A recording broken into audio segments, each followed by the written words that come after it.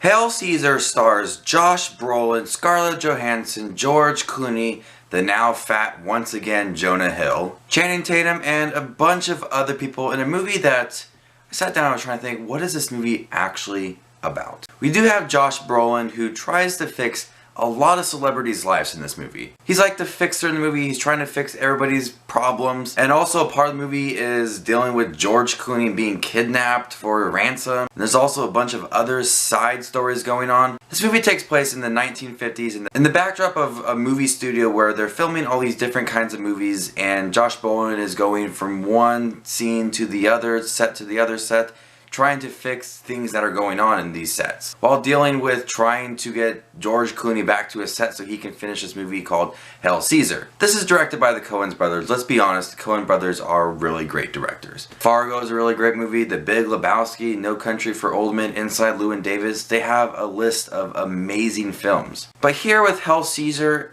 it feels like a Coen brother movie at times, but also it's a bit of a disappointing movie, not their best. But still, it has some enjoyable moments. Those enjoyable moments definitely come from Josh Brolin. Josh Brolin did an amazing job. I cannot stress how much I like him in this movie. He was the perfect actor for this role, and I would love to see Josh Brolin in a 1930s film noir private detective movie. I think Josh Brolin would be amazing in that kind of movie. Josh Brolin definitely seems like the guy that would have been a movie star in the 1950s. He looked the part, he played the part, the dialogue was witty, it fit to the 1950s. And a lot of the dialogue in the beginning drew me in. I was so excited to watch this movie right off the bat. The dialogue was witty, it was smart.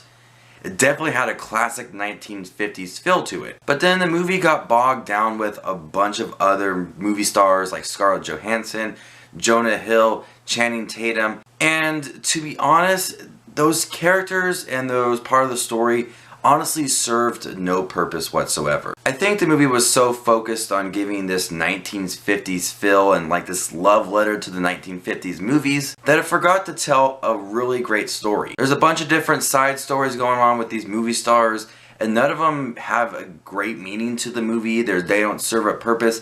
They're just there to have, you know, Scarlett Johansson there or Jonah Hill try to sell this movie. But in the end, they don't really serve any purpose to the storyline as a whole. And when I'm sitting down and thinking about it, there's really no strong storyline to this movie.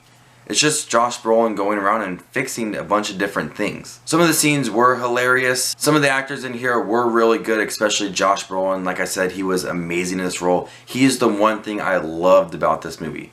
Oh, and Channing Tatum's tap dancing scene. That was beautiful. In the end, I thought Hail Caesar wasn't the Coen brothers' best film, but it was held down greatly by Josh Brolin's performance.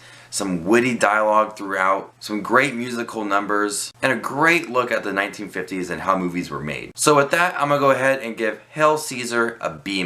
So if you guys have seen Hail Caesar, what did you think of Hail Caesar? What is your favorite Coen's brother film? The Coen brothers have made a lot of great movies, and I think No Country for Old Men would have to be my favorite, followed by The Big Lebowski. Inside Llewyn Davis is great as well, but amongst all those other films, I don't think Hail Caesar is their best. So this is Just Watch Movies. Remember to give this video a thumbs up and subscribe to Just Watch Movies for more upcoming reviews. And you stay classy, YouTube.